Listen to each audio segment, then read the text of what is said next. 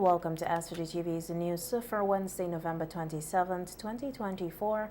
I'm Triska Campbell with the details. In its 72-hour weather outlook, the SVG Meteorological Service reports that instability across the island chain is resulting in showers and thunderstorm activity affecting neighboring islands. St. Vincent and the Grenadines is expected to experience this weather system starting tonight, with conditions possibly intensifying on Thursday. Showers are forecast to continue through Friday, and the chance of rain is expected to decrease by Saturday, with only a few scattered showers expected. A total of approximately 3 inches of rainfall is likely during the forecast period. All residents are urged to stay alert. Winds are expected to come from the east-southeast to east, with speeds ranging from 25 km per hour to 35 km per hour, creating breezy conditions. Sea conditions are predicted to be slight to moderate in open waters, with swells reaching up to 1 meter on the western coast and up to 2 meters on the eastern coast. There will be no significant haze intrusion during the forecast period. In other news now, 1 week ago, a family of 5 lost their home to a landslide and nothing was salvaged. Today, the family, who are temporarily housed by a relative, are still visibly shaken. Glenford Harry, the elderly man who managed to escape with his family, recalled the narrow escape but expressed gratitude for their lives and the support they have received from the public. I just trying to keep up with what happened. God, most likely, I just see, if not be God, we want to get out of the house. Okay. And if it was a wall house, we would have died. Because how the thing come down, the wall house, they move more faster than the boat house. Between sleep and wake, I just hear when my son come and he tell me, like something, like a house move. And then from there on, I get up. They tell me house on lean, I have to get up and jam the fridge, because we got a fridge come down the same place where we have to come out. I have to get up and use strength and forget out my madam. But we own me build it. I build it, but I build it out and you could see timber because the land wasn't mine zone. I was just trying to get it.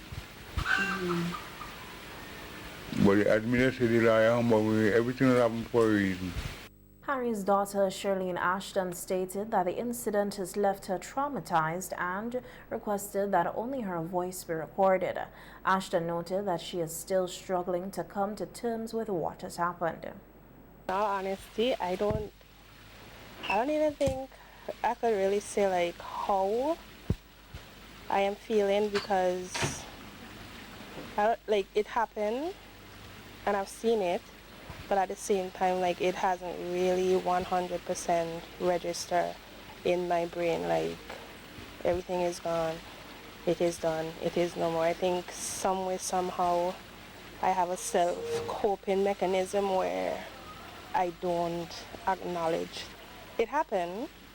You could see it, but for me, I don't think I really allowed myself yet to go through the emotion and accepting it. There are some things in there that I wish that I can get back, but I know that I won't be able to get them back. The things that I have of my son, so yeah. Like her father, Ashton is grateful for the support they have received so far, including assistance from the government, which has promised to cover their rent. However, she emphasized that there are still many things needed to rebuild their lives, which will take time. Right now, we're still looking to see if we can get like household appliances, clothes still, like basically everything. When you look at it, like, still in need of everything. I know Nemo said that when we find a place, they already have a stove and a fridge for us. So that one is just to be picked up. But like in terms of like everything else, yeah, we're still in need of those things.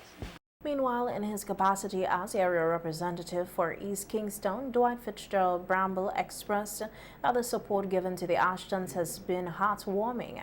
Bramble confirmed that the government has agreed to cover the cost of a house for the family for the next 6 months, and this will be finalized soon. Is that the family is has almost completed the search for residents, which, as based on the process with the government would pay for 6 months for housing the family, and then after 6 months, I suspect the situation would be revisited. But I am happy that that they're getting help. I'm thankful to all the persons who have reached out to the family, and I'm asking kindly that they continue to reach out. It's a very traumatic situation, as you would imagine. I mean, one night you're in your house sleeping or just about to go to sleep, and then at the snap of a finger, your house is completely gone. And hadn't it been for the grace of God, it could have been much worse. However, Bramble also called on the government to allocate a plot of land for the family, as Ibraxa has advised that it is not safe to rebuild on their current property. The other issue also has to do with what do we do going forward, because the family is going to have to rebuild their home, so a suitable location would have to be identified, and I am using my role. Let me say it this way. I'm in my role as the representative. I'm calling on the government to do something expeditiously to try to identify an alternative location for the family to start considering rebuilding and so on. That is important. Don't wait until the 6 months is up after the government has provided temporary accommodation to start looking.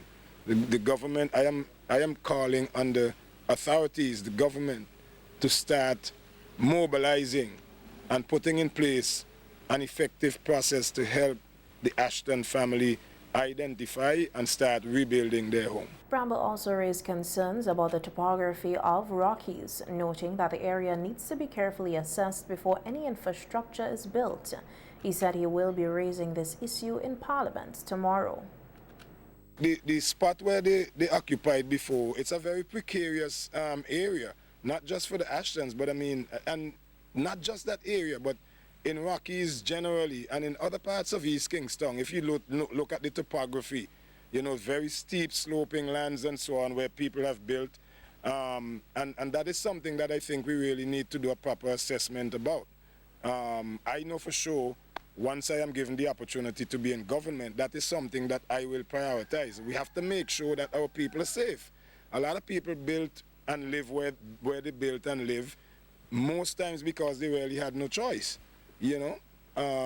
Incidentally, tomorrow in Parliament, we are going to be debating an amendment to the Town and Country Planning Act, which addresses issues such as building codes, infrastructure, roads, drains, and all of that.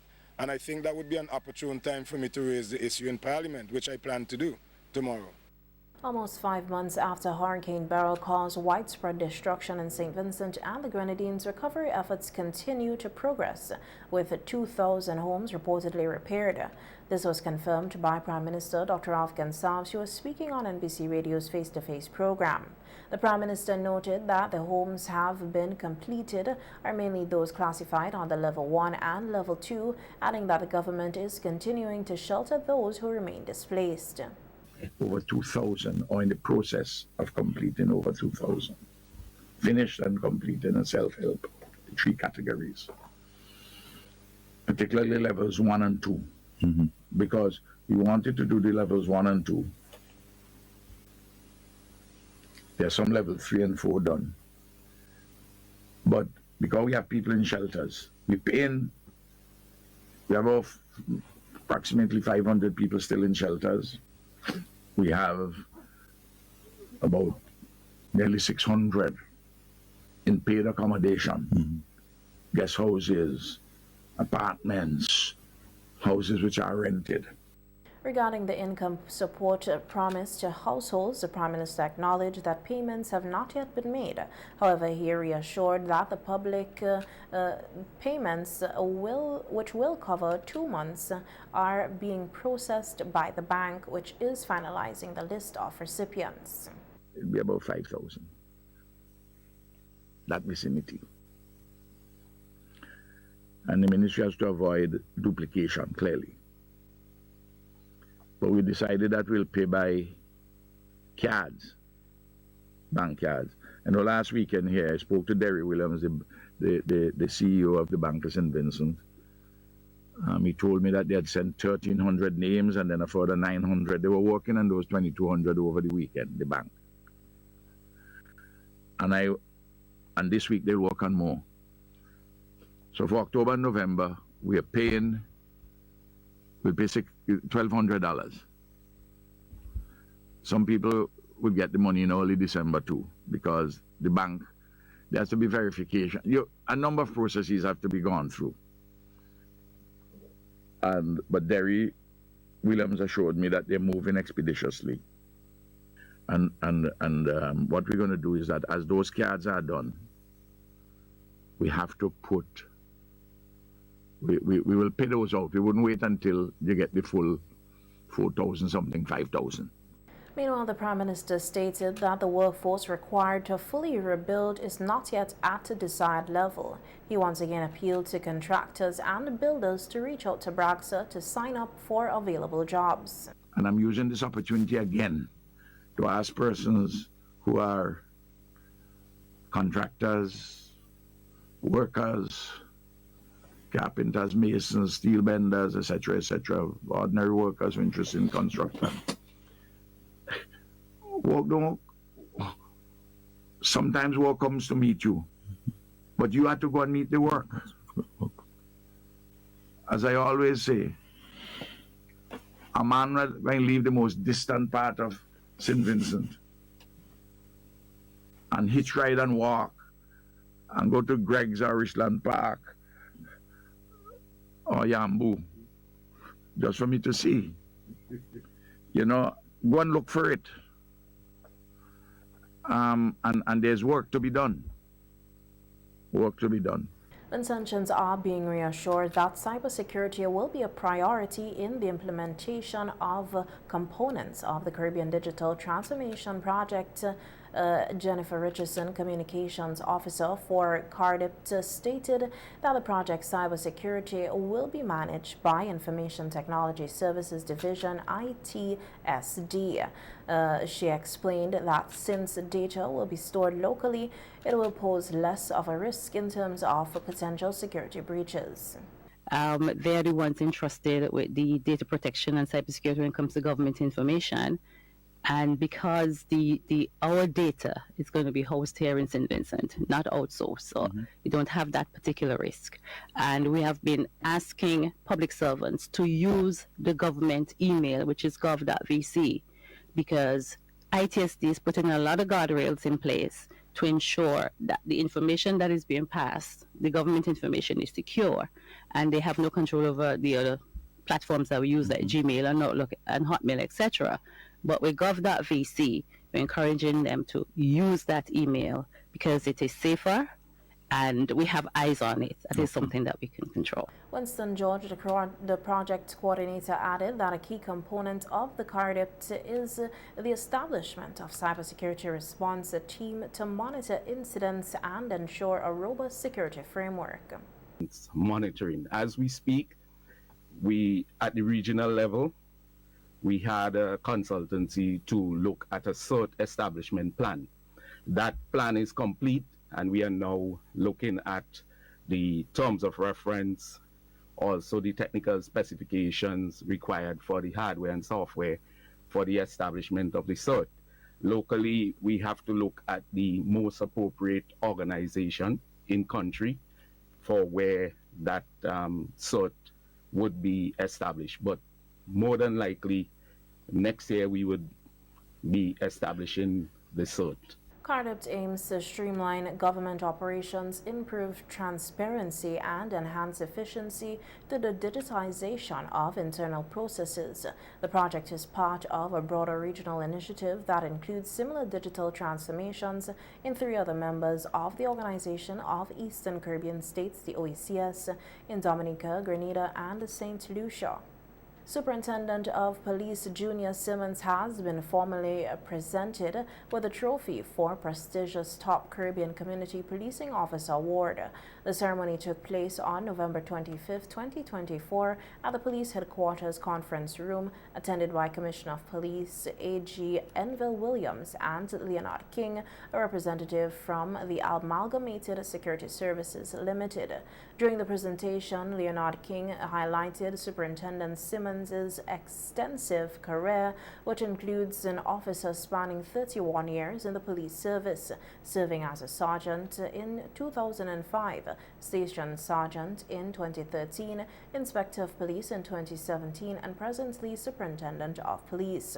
Superintendent Simmons' achievement is part of the ASSL ACP Regional Award Program, which King described as a platform that honors a total of 9 outstanding police officers from the ACCP member countries across 3 prestigious categories: Top Caribbean Community Policing Officer, Top Caribbean Crime Fighter, and Top Caribbean Career Move. Reflecting on the program's impact, he noted that since its inception in 2014, the program has recognized and celebrated the achievements of numerous exemplary officers. The Royal St. Vincent and the Grenadines Police Force has been a proud recipient, with several of its officers benefiting from this initiative. Commissioner Williams extended his heartfelt congratulations, noting that Superintendent Simmons' accomplishments brings great honor to the RSVG Police Force and the nation as a whole. The MSC Victorious made its inaugural call to Kingstown cruise ship berth today, bringing over 6,000 passengers to St. Vincent and the Grenadines. The ship, one of the largest in the MSC cruise fleet, was built in 2020 and features 14 passenger decks. The ship had been in Barbados yesterday and is carrying passengers from Europe, South America, the United Kingdom, and even the Caribbean. SVGTV News spoke with several passengers who spoke English. Though many aboard the vessel are non-English speakers, they shared their excitement about touring the island of St. Vincent. We've just arrived yesterday in Barbados, so it's the first day here and it looks beautiful. And the music and the atmosphere, it's amazing. We're going to go to the Botanical Gardens because we've heard about that. Okay, and which country are you from? England. Yorkshire in England. Absolutely beautiful from what I've seen so far. I like the mountains and all the houses dotted in the hills. So looking forward to going around the centre and seeing what's here. Well, I'm planning to make a tour of the downtown. You know, after that, I enjoy the beach, of course, you know. And, I've never been here, first time I'm here, so I would like to know everything I can, you know. I just stay a few hours, so I will try to enjoy everything. We are from Peru. I came here back in the 80s because I went to the Barbados Technical College and I have a few Vinci friends and I always wanted to come to St. Vincent. I came for a weekend. I didn't get to see much. I hope I could see plenty places today. We are from St. Kitts. My sister is from St. Kitts, but she lives in the States. And we joined the cruise in Guadeloupe. Yeah, we stopped in Barbados yesterday, and today we're here. I'm going to look for my friend Sam, who's supposed to give me a grand tour of St. Vincent. I know I would like it. Hoping to go to the market, because I had a good experience there, to see the local stuff, see if I find something that I like. The MSC Victorious will make several additional calls to St. Vincent and the Grenadines throughout the remainder of the cruise ship season. The Agriculture Unit of the Extension and Advisory Services of the Ministry of Agriculture held a distribution ceremony at the Ministry's parking lot in Kingstown. At this ceremony, the Ministry of Agriculture received aid in the form of pollen patties. Due to the passage of Hurricane Beryl, which negatively affected the natural food sources of bees, these pollen patties will enable beekeepers to supplement the nutrition of their bees. The donor agencies were Greater Good Charity, Man Lake, and the Association of Caribbean Beekeepers Organization. Chief Agricultural Officer Renato Gums thanked the donors for their timely donation. we all know the importance of bees. In fact, one association, because in the UK, who said the most important living organism is the bee. They are even more important than human beings. Because without bee, we won't get food. Because they have to do most of the pollination. And bees are very important in our society, but we also know they're important for providing honey. And we recently suffered some setbacks, burial, sometimes harsh dry spell, but then and Marcus said we had heavy rains. And we know that we almost will be starting, I won't say from scratch, but from a way back. And we have to make extra effort to revive the industry. Now, sometime last week, I know farmers were involved in a training in queen bee rearing. So what we have to be doing is to put together an entire package where all the components of beekeeping, we have to place some emphasis in those different areas. So what I would want to see is that we set some realistic targets and see what our planned activities to achieve them. Meanwhile, a follow-up consultation meeting was held at the Ministry of Agriculture's conference room, marking the conclusion of the Queen Rearing Management Workshop. Discussions were held to reflect on training outcomes and chart a way forward for the agriculture sector in St. Vincent and the Grenadines. Elian Torn, president of the Pampero Beekeeping Cooperative in Argentina, expressed optimism about the growth potential of the beekeeping industry in SVG. He highlighted the collaborative efforts between the local beekeepers, the Ministry of Agriculture, and the Beekeepers Association as a strong foundation for future development. Alan Williams, Beekeeping Extension Officer, indicated that 140 beekeepers are producing an average of 12 gallons of honey annually. He addressed the challenges facing the sector, including reduced honey availability due to the Hurricane Beryl, urging consumers to remain patient as production stabilizes. Williams also expressed optimism about the 2025 plans to further develop the sector, improving beekeeping practices and contributing to the livelihoods of farmers and beekeepers across the country. A new executive has been formed to lead the St. Vincent and the Grenadines Cattle Farmers and Producers Association. The members of the executive are President Dennis Ambrose, Vice President Liz Rana Pierre, Public Relations Officer PRO Brian Andrews, AHPD Cattle Production Team members Markeel Lewis and Amelia Jack. President Ambrose stated that the nonprofit organization, which was incorporated on February 1st, 2023, aims to represent the interests of cattle farmers throughout the country and support them in achieving their goals. Goal is to promote sustainable development and other stakeholders.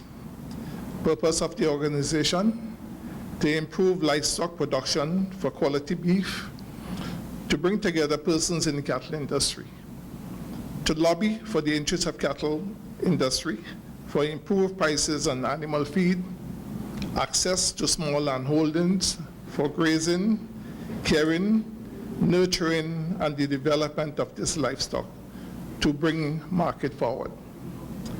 The mission: to promote the sustainable development and enhance the capacity of cattle industry in St. Vincent and the Grenadines. Our vision: to be the advisory body for cattle producers or cattle farmers in St. Vincent and the Grenadines. Who are our members?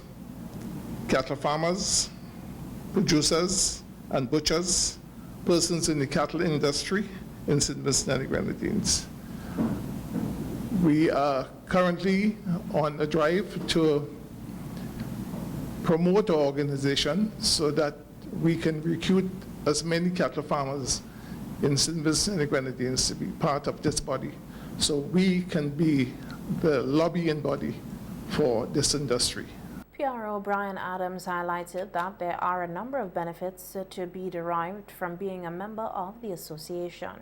Includes increased productivity, profitability, and livelihood.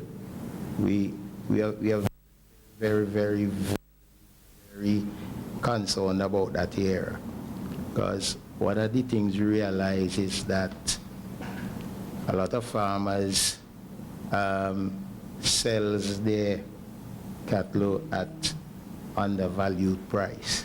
So we want to make sure we bring that area under control.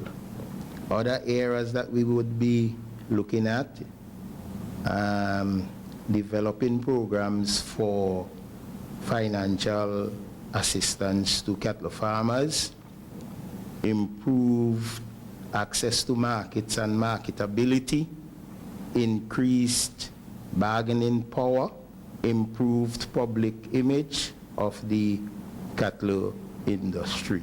And with that, we also have a strategic plan, which is to increase the membership of the association, to advocate for the interests of cattle farmers to the government and stakeholders, to provide training and technical assistance to cattle farmers and producers.